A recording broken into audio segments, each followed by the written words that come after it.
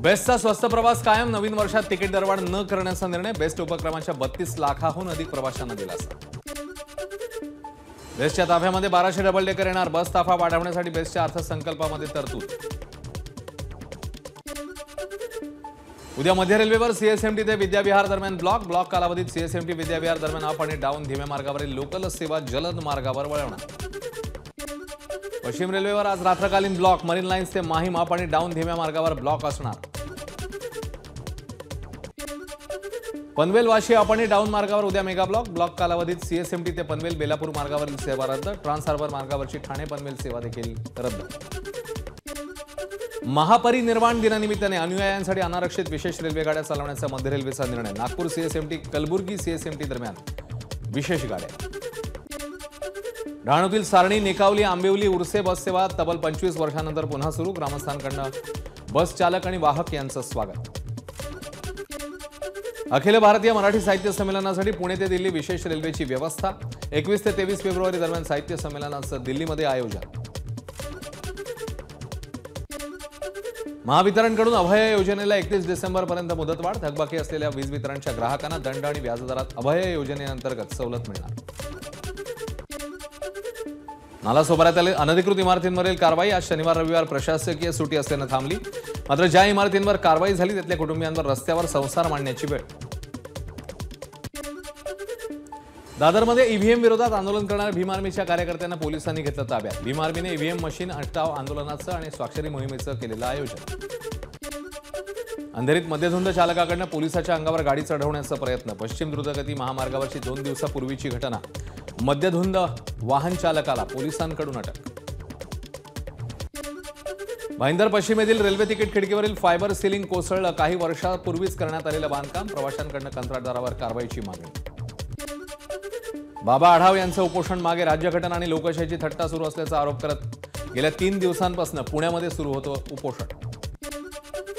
उपोषण संपलं तरी शांत बसणार नाही, बाबा आढाव यांचा निर्धार. मोदी विदेशातनं अदानींना पाठिंबा देत आहेत, आढाव यांची टीका. उद्धव ठाकरेंनी पुण्यामध्ये बाबा आढाव यांच्या आत्मक्लेश आंदोलनाला दिली भेट.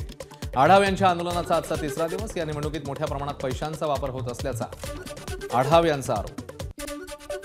बाबा आढाव यांच्या उपोषणाला शरद पवारांची भेट. गेल्या 3 दिवसापासून बाबा आढाव यांचं ईव्हीएम विरोधात पुण्यामध्ये सुरू होतं उपोषण. उपमुख्यमंत्री अजित पवारांनीही घेतली बाबा आढाव यांची भेट. बाबा आढाव यांच्या उपोषणाला पाठिंबा देण्यासाठी नांदेड जिल्हाधिकारी कार्यालयासमोर उपोषण. ईव्हीएम हटवलं पाहिजे, बॅलेट पेपरवर निवडणूक झाली पाहिजे, आंदोलनकर्त्यांची भूमिका. नांदेडमध्ये फडणवीसांचे मुख्यमंत्रीपदाचे लागले बॅनर. बॅनरवर फडणवीसांच्या शपथ घेतानाचा फोटो. राज तिलक की करो तयारी, बॅनरवर मजकूर. अमरावतीच्या बडनेरामध्ये रवी राणांचे भावी कॅबिनेट मंत्री म्हणून झळकले बॅनर. बॅनरवर बॉस आणि परमनंट आमदार असा रवी राणा यांचा उल्लेख. भोसरीचे भाजपचे आमदार महेश लांडगे मंत्री व्हावेत यासाठी बॅनरबाजी. मतदारसंघात लांडगेंच्या समर्थकांकडून बॅनरबाजी. सिलोड न्यायालयात अब्दुल सत्तार यांच्या विरोधात फौजदारी याचिका दाखल. शपथपत्रात दिशाभूल करणारी माहिती दिल्याचा महेश शंकरपेल्ली आणि डॉक्टर हरिदास यांचा आरोप.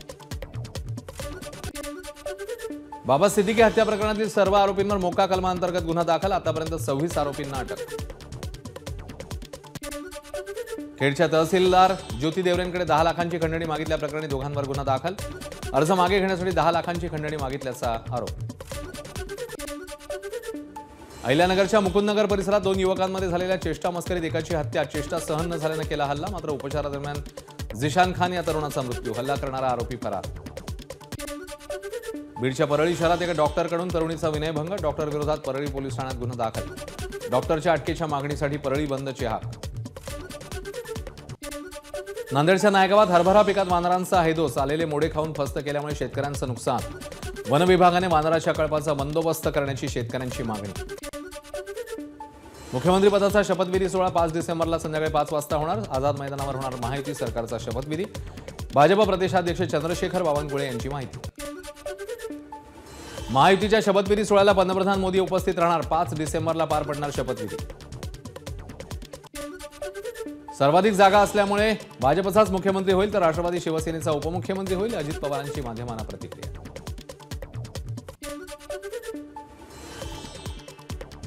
5 डिसेंबरला 5 वाजता शपथविधी पार पडणार. आझाद मैदानवर होणार शपथविधी. नवनिर्वाचित आमदारांची प्रदेशाध्यक्ष बावनकुळेंनी घेतली व्हीसीद्वारे बैठक. तर 2 डिसेंबरला भाजप निरीक्षक महाराष्ट्रामध्ये येणार. त्यानंतर गटनेता निवडला जाणार. दिल्लीमध्ये जेपी नड्डांच्या निवासस्थानी विनोद तावडे आणि नड्डांमध्ये जवळपास 1 तास बैठक झाल्याची माहिती. बैठकीत नेमकी कोणत्या विषयावर चर्चा, कारण स्पष्ट. ज्या पद्धतीने मागच्या मंत्रिमंडळात उपमुख्यमंत्र्यांकडे गृहमंत्रीपद होतं तोच फॉर्म्युला यावेळी लागू व्हायला हवा. शिंदेंच्या शिवसेनेचे नेते शंभूराज देसाई यांनी मांडली भूमिका. काळजीवाहू मुख्यमंत्री एकनाथ शिंदेंची तब्येत बिघडली. ताप आल्यानं दरेगावातील त्यांच्या निवासस्थानी शिंदेंची डॉक्टरांकडून तपासणी. एकनाथ शिंदे यांना दरे त्यांच्या गावी भेटण्यासाठी मोठ्या प्रमाणात कार्यकर्त्यांची गर्दी. मात्र तब्येत बरी नसल्यानं शिंदे कोणालाही भेटणार नाहीत. बंगल्याबाहेरच्या पोलिसांकडून माहिती. काळजीवाहू मुख्यमंत्री एकनाथ शिंदे उद्या मुंबईत येणार. डॉक्टरांची माहिती. शिंदेंना ताप आणि घशाला इन्फेक्शन आहे. डॉक्टरांची माहिती.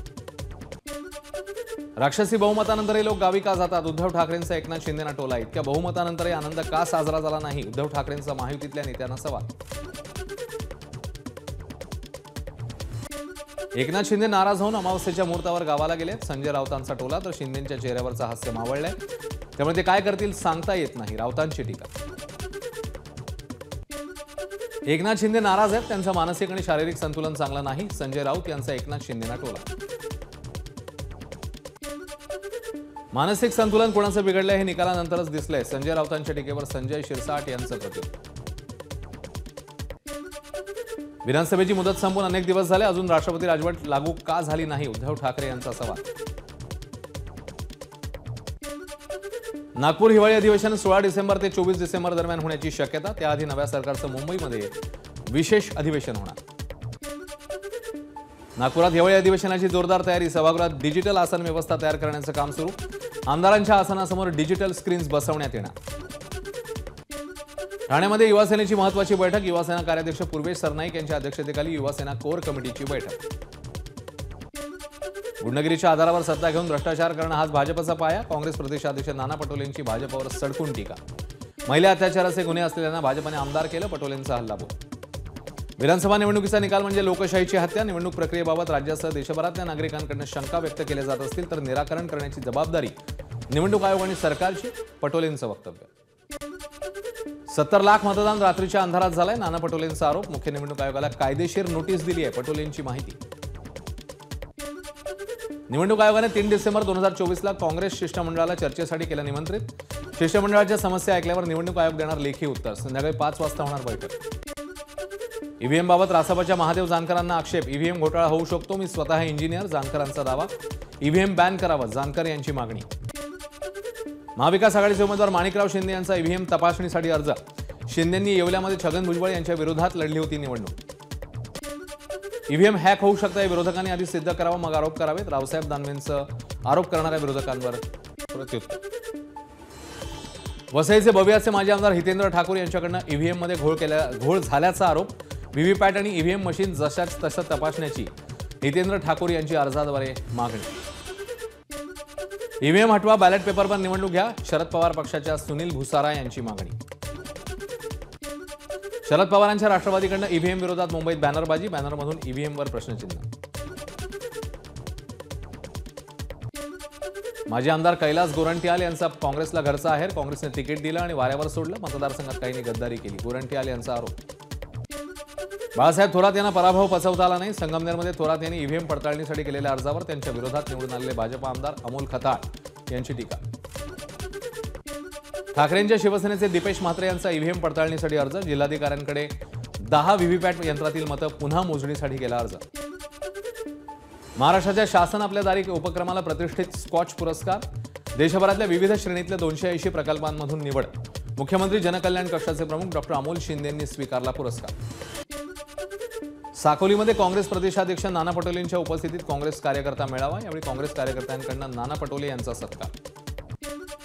बंटी शेळकेंना काँग्रेसकडनं कारणे दाखवा नोटीस. काँग्रेस प्रदेशाध्यक्ष नाना पटोलेंवर केलेल्या आरोपांनंतर चेनिथलांच्या आदेशाने नोटीस. जालन्यातल्या तरुणाने पंतप्रधान मोदींना लिहिलं पत्र. रावसाहेब दानवेंना मुख्यमंत्री करा. पत्राद्वारे केली मागणी. बार्शी मतदारसंघाचे शिंदे गटाचे पराभूत उमेदवार राजेंद्र राऊत यांनी घेतला चिंतन मेळावा. ठाकरेंच्या शिवसेनेचे दिलीप सोपल यांच्याकडून राजेंद्र राऊत यांचा पराभव. मंत्रिपदासाठी नेत्यांपेक्षा कार्यकर्तेच आग्रही. आमदारांचे समर्थक आपलाच नेता मंत्री होणार असल्याचे फ्लेक्स लावतात. भावी मुख्यमंत्री, भावी पालकमंत्री, भावी मंत्र्यांच्या बॅनरमुळे नेते मात्र हैराण. रायगडच्या रोहा शहरात आदिती तटकरेंचे भावी मंत्री असे बॅनर झळकले. राष्ट्रवादी कार्यकर्त्यांनी लावले बॅनर. सोलापुरातील महापालिकेची निवडणूक. ठाकरेंचा पक्ष स्वबळावर लढण्याच्या तयारीत. विधानसभेला मित्रपक्षांनीच पाठीमध्ये वार केला. त्यामुळे स्थानिक स्वराज्य संस्थांच्या निवडणुका मवियासोबत नको अशी भूमिका. ठाकरे गटानेच मध्य सोलापूर मतदारसंघात आघाडी धर्म पाळला नाही. सोलापुरातील ठाकरे गटाच्या पदाधिकाऱ्यांनी केलेल्या आरोपाला काँग्रेस सोलापूर शहर प्रमुख चेतन नरोटे यांचं प्रत्युत्तर.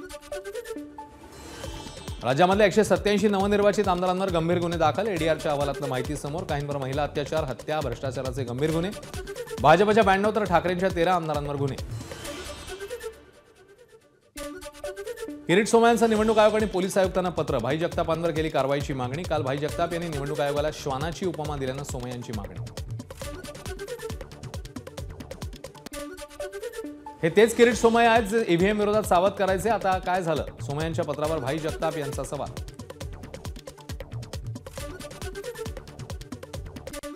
नेवासा तालुक्यातील सौंदाळेमध्ये महिलांच्या नावाने शिव्या देण्यावर बंदीचा ठराव. शिव्या देणाऱ्यांवर ग्रामपंचायत करणार दंडात्मक कारवाई. नंदुरबारच्या सुरपाडा गावात ग्रामपंचायत विकास कामावरनं 2 गटामध्ये वाद. या प्रकरणी अक्कलकुवा पोलीस स्टेशनमध्ये 2 वेगवेगळे गुन्हे दाखल. शिंदे गटाचे नवनियुक्त आमदार आमशा पाडवी यांच्यावर महिलेचा विनयभंग आणि मारहाण केल्याचा आरोप.